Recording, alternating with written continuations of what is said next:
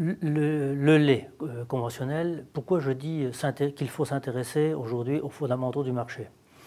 La raison elle est assez simple. On traverse une année 2014 qui est satisfaisante. On a un prix du lait de base qui est aux environs de 365 € payés sur l'année. On a par rapport à ça, je dirais, des volumes qui ont été en progression au niveau français. Donc,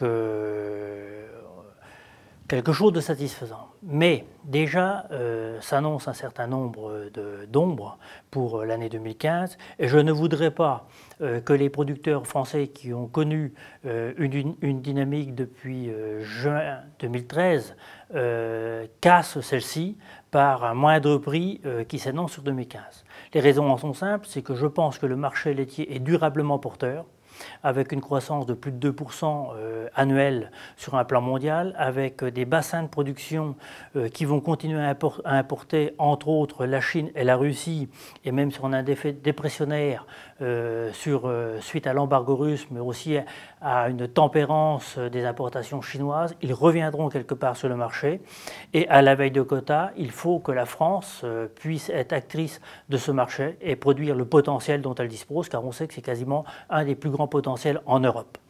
Donc, même si pour 2015, sur le trimestre 1, trimestre 2, on a, je dirais, un reflux des prix, avec un beurre poudre aujourd'hui qui est plutôt de 270 € millilitre de lait, donc beaucoup plus bas que ce qu'on a pu connaître en 2014, et un prix du lait de base qui effectivement peut connaître 30 à 40 € de moins sur la première partie de 2015. Il faut qu'on conserve pour les producteurs ce dynamisme.